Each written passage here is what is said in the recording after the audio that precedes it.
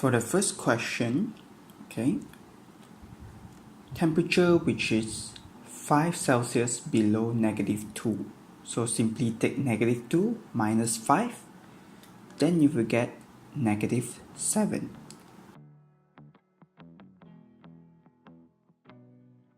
Whereby for question 2a, 3 significant figure. So things to take note is that 0 that is before the first number is not counted. So we were starting from 4, 0, 1. Then we're referring to the 9 at the back. If it's more than 5, then you need to round it up. So the final answer will be 0.0402. And 3 decimal place. So count from the dot. 1, 2, 3. And 1 is actually less than 5. So the final answer will be 0.04.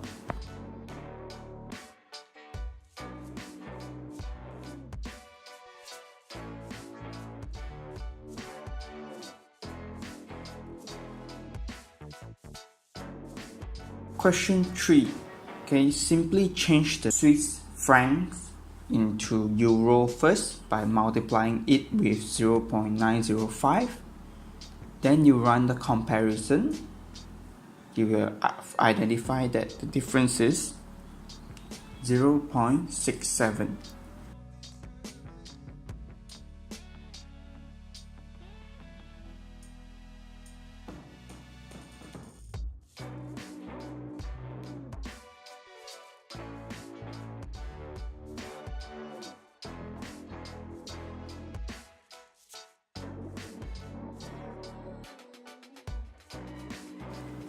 Whereby for question 4, okay, simply change the denominator into the same.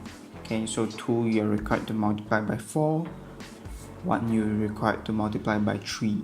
So the final answer will be 5/12.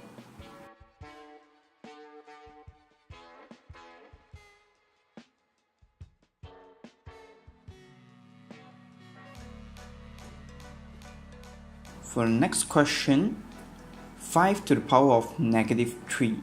So negative here, it will be shifted downwards into the denominator.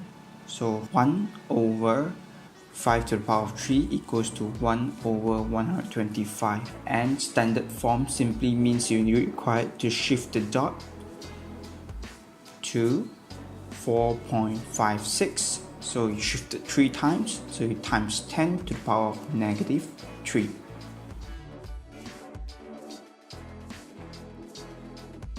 Whereby for question 6, this is actually the circle theorem. Okay, there's actually two 90 degrees inside this graph, which is WPT. Okay, there's a 90 degree. Hence, for you to find WPQ, simply takes 90 minus 42.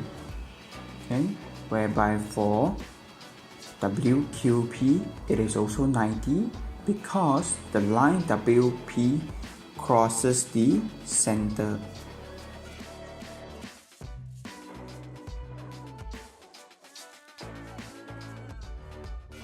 The first thing here is to extract x and y from the numerator.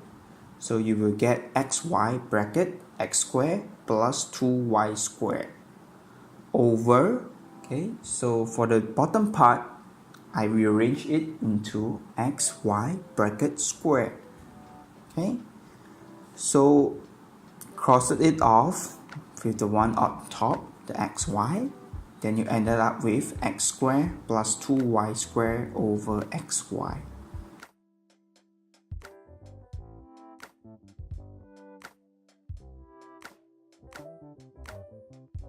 For question 8, okay, key things here is you need to take note that 1 can be equals to anything. So in our case, 1 equals to PT over PT. So you just take PT minus 2T minus 3P over PT. Then you will get the final answer.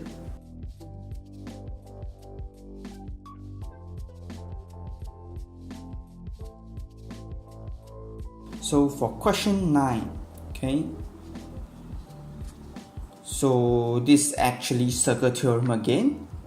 the outer layer is actually half of the inner layer. So in our case, x is actually half of AOC. For you to find y, simply find the major sector of AOC, which is 250, then divide by 2 to get the final answer.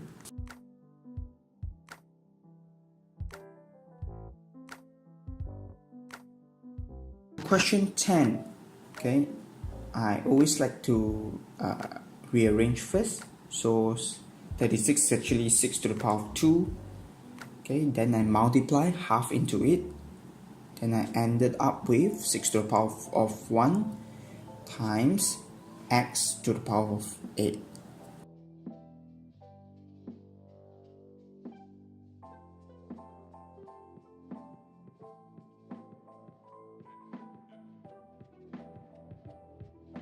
Question 11. This is actually a simultaneous equation. First thing that I did was I labeled it down 1, 2. Then I take from 2, I rearrange it into x equals to 9 minus 2y. And I labeled it as equation 3. Then I substitute 3 into 1. Okay, do the rearrangement to find y.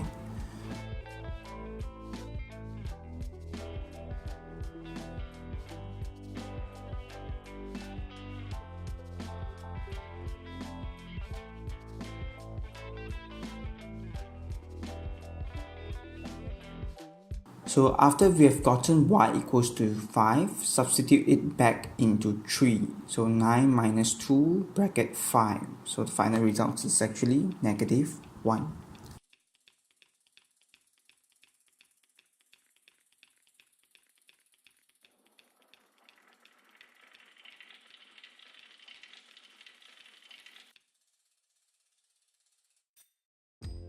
For question 12a, okay, 70 cents out of $5.6, okay, equals to 1 over 8. For recurring decimal question, you're required to identify where the dot was labeled at. So in our case, x equals to 0.181818, etc. So I will set 100x, okay, to get 18.18. So just take 100 minus x, then you will end up with 18. So x equals to 18 over 99. So simplify it, then you will get the final answer of 2 over 11.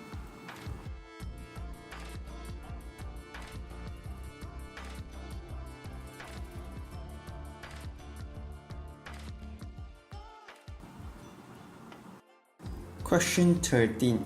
Okay, part A is actually using the a square minus b square formula. So first thing you need to do is to arrange the 4, okay, into 2p bracket square minus 3 square.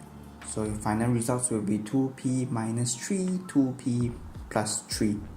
Whereby for part B, okay, so I extracted 2x from the front and negative y from the back. So key things here is that when you take out the negative y, okay, you're required to change the positive 2by into negative 2b. So I actually included an example in there, okay, to show you why you need to change it into negative.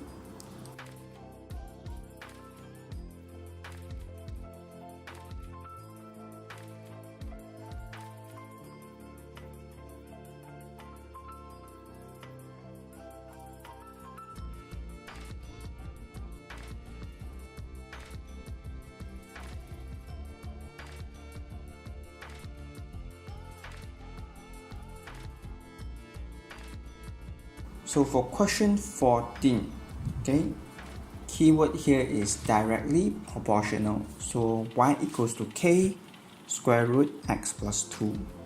So substitute the value in to identify the k.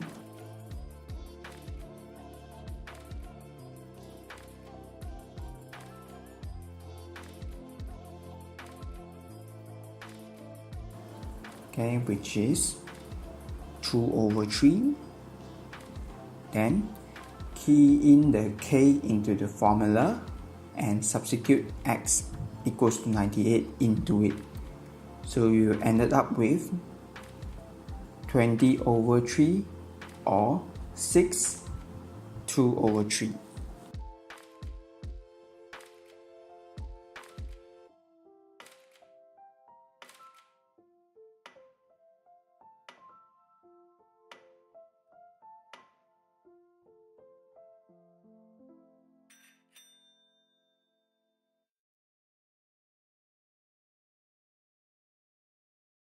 Question 15 times 2 into the 3 and 5, then minus it off with 1, 2. So you will get 5, 8.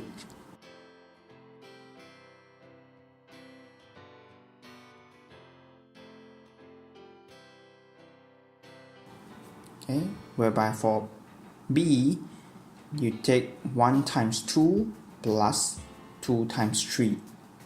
So you get 2 plus 6 equals to 8.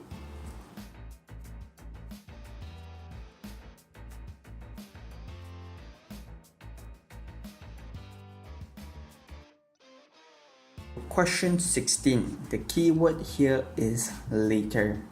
Okay, so for later, you're required to cube root them. So cube root 0.5 over 8 equals to cube root 0.25 over unknown. This unknown here is actually the height of the smaller cup. Okay, you run the calculation, then you will get 6.35.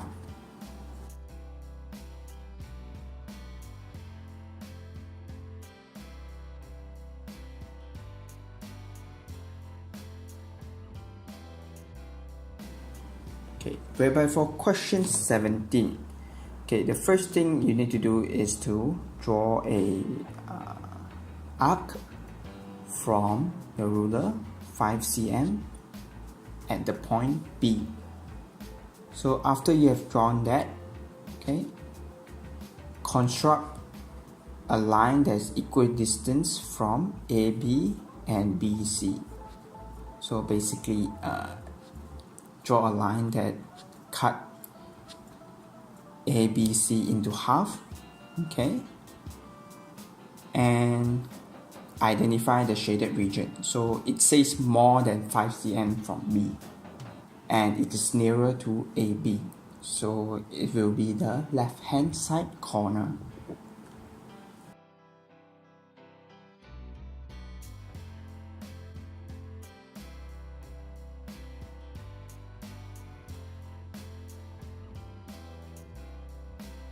Question 18, okay, simply substitute the value that was given, then you will find that y equals to 4.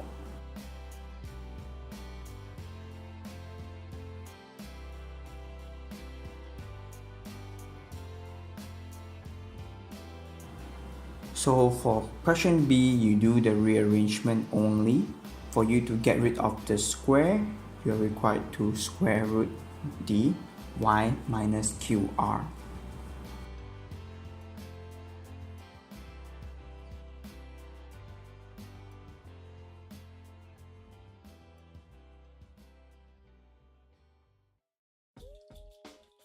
So question 19.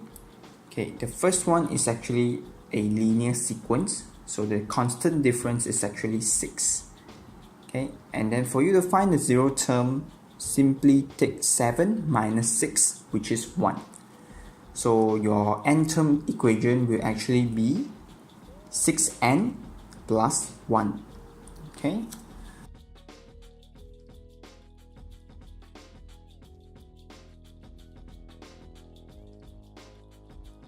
So for part B, this is actually a quadratic sequences. Okay, so you need to identify two rows of the differences. Okay, and once you've gotten the last row are equals to each other, then you are able to use the formula, okay, which goes by 2a equals to the square, okay, that are drawn to label. So you get a equals to 1. Then 3a plus b equals to the circle. So you do the shifting, substitute the 1 into a position, then you will get b equals to 4. Last but not least, a plus b plus c equals to the triangle. Then you get c equals to 4. Then you're required to run the calculation, substitute the value in, and factorize it. So your final results will actually be bracket n plus 2 bracket square.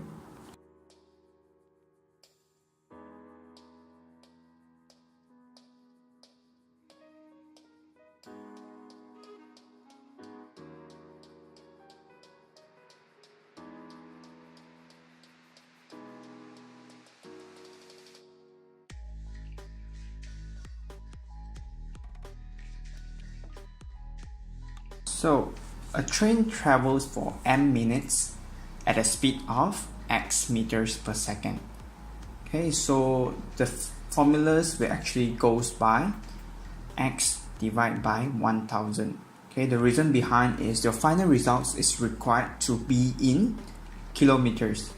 Okay, equals to unknown, because this is the distance that we are looking for, over m times 60. Okay, because it is in minute, so you're required to convert it into hour.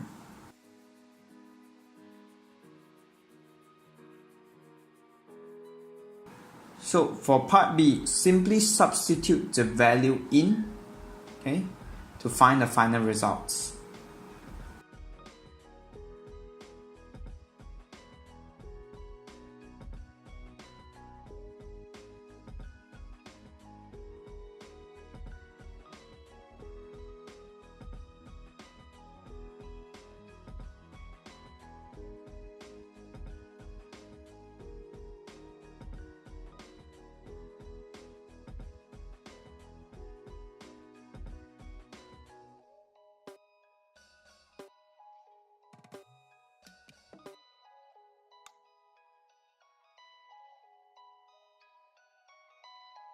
For question 21, so first thing what I usually do when approaching this kind of question is I list down where the direction this graph is going.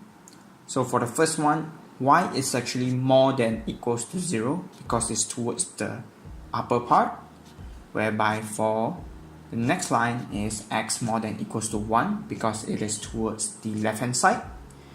And the following ones, you are required to find the gradient of this line. Okay.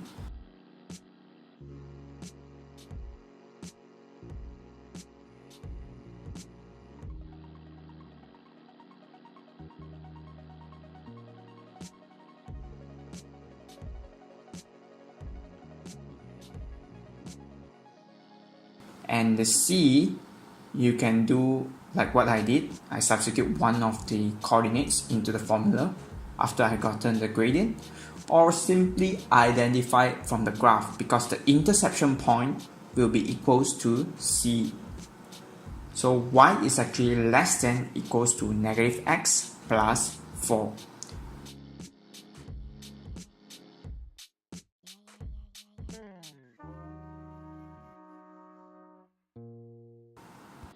For the next question, question 22. So first thing first, the key thing here is that when n union with b, okay, everything other than that will actually equals to 1. So which means a plus b together will have a value of 9. Okay. So the intersection is an unknown now. By running the shifting, you will actually get x is actually equals to 4. So the part that only has a will be 7 minus 4. And for part B is actually 6 minus 4, you get 2. Okay, so find the probability that this element is everything else other than A intersect with B. So this is actually 2 out of 10. But for the last part, B, okay, everything other than C intersect with everything other than D. So the repeating region will actually be everything other than C union D.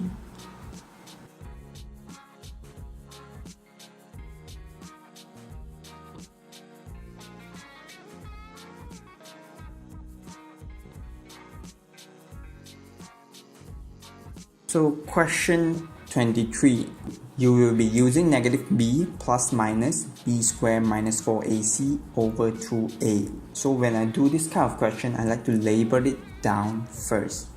Okay, I put a equals to 2, b equals to 3, c equals to negative 3. Then I substitute the value in and run the calculation. You will end up with 0.69 or negative 2.19.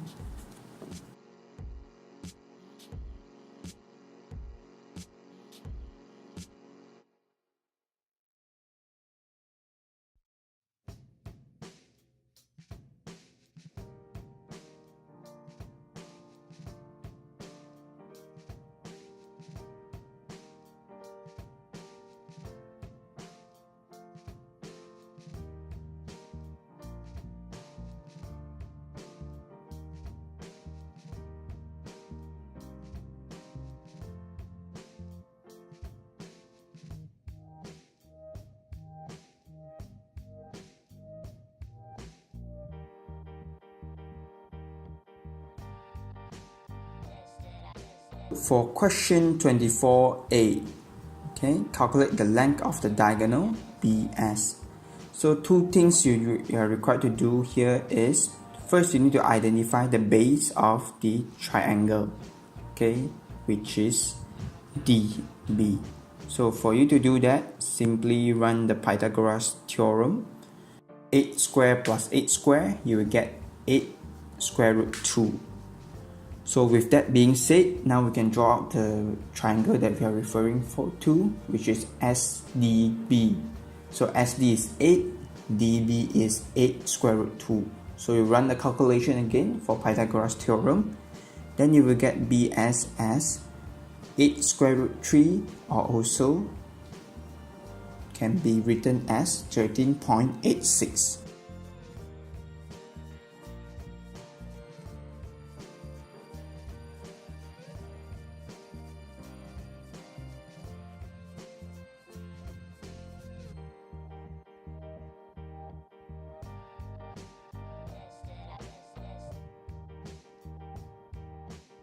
So for you to calculate angle SBD, okay, simply use sine rule. Okay, so 9 sine 90 equals to 8 square root 3 equals to sine SBD over 8.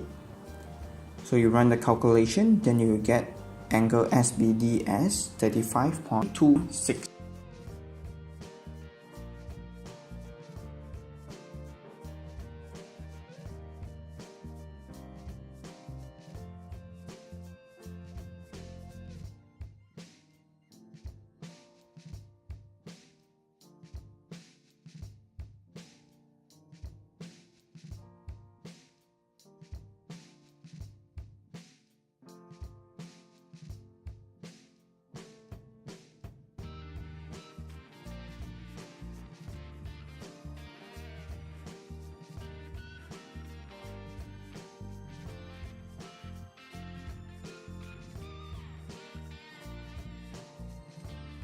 Thank you for watching. I hope you find this video helpful. If you like this video, feel free to leave a like and share it to your friends. So I wish you all the best in your exam preparation.